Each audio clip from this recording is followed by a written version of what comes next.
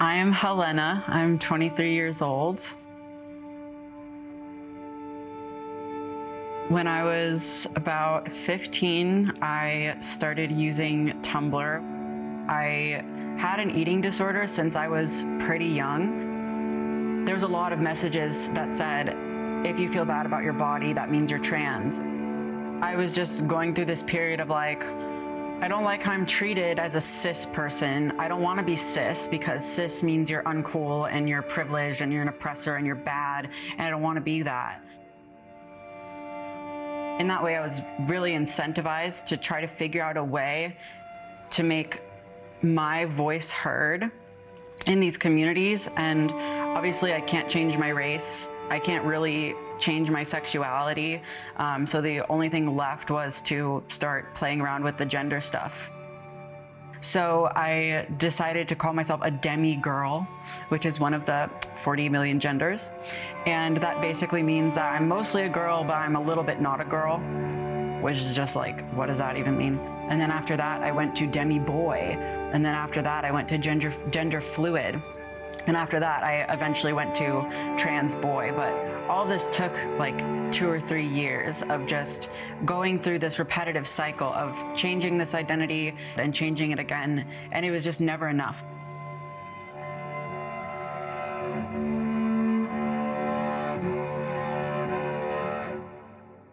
There was a lot of hopelessness for a long time, a lot of regret. The feeling of regret was intense.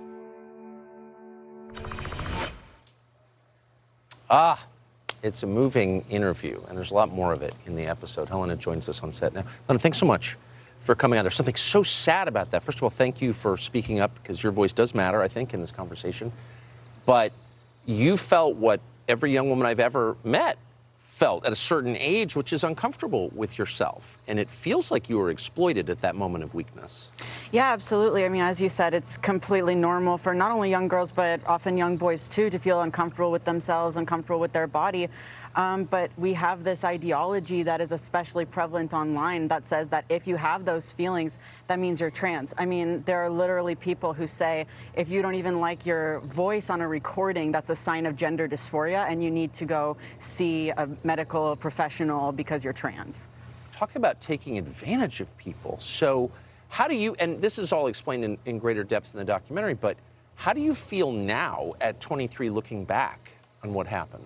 I feel honestly grateful for the experience because it's taught me a lot about the world and about myself, but I really feel afraid for these other young girls like myself who they might not be. You know, I consider myself lucky that I was able to get out of it unscarred really medically, but there's so many young people who can't say the same. And psychologically as well. I mean, it's just devastating to, especially from a young age, be lied to by adults at school and by medical professionals and told that your body is wrong, you need to change it, you need to get hormones, you need to get surgeries. That's devastating for a young person. So I'm just really concerned for younger girls and boys like I once was, Yes. being led down this path and being hurt by it. It's a failure of male leadership, of adult leadership, and it does seem like some of the steps are medically irreversible.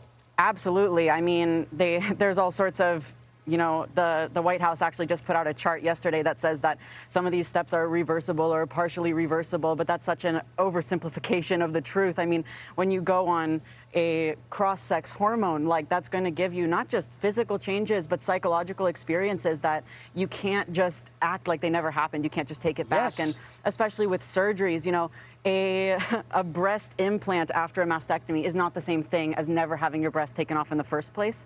So there's a lot of young women who are going through that, who had a double mastectomy at 16, 17, 18 years old, or even younger, that happens, who, you know, there's nothing you can really do to put that feeling of oneness and safety in your body back. It's heartbreaking. I hope people are hearing you with open minds, with tolerance. Are they? There's a lot of people out there, especially parents, who are really thankful for what I'm saying because they see that their young girl or their young boy is going through this, and the school is telling them, you need to affirm them, they're trans, you need to transition them. All their doctors are telling them you need to transition them. And these parents, they know that their child should not be having these cosmetic procedures. So there's a lot of parents who are really thankful there are other young people who are really thankful that I'm saying what I'm saying, but obviously, you know, you have the trans activists and the trans community that exhibits some very unhealthy kind of cult-like dynamics who are really upset about this. Man, you are so articulate and thoughtful at 23. It's it's remarkable. Thank you. People who have suffered like you have sometimes get deeper. Yeah, you learn a lot. Like I said, I learned a lot. Thank you. Thank you for talking to us. Thank you. Appreciate it. You're going to hear her full story and others of people like her who've been through this on Fox Nation in early May. It's one of a bunch of episodes we've been working on. Stay with us for more clips from Season 2 of Tucker Carlson Originals. We'll be right back. Subscribe to the Fox News YouTube channel to catch our nightly opens, stories that are changing the world and changing your life. From Tucker Carlson tonight.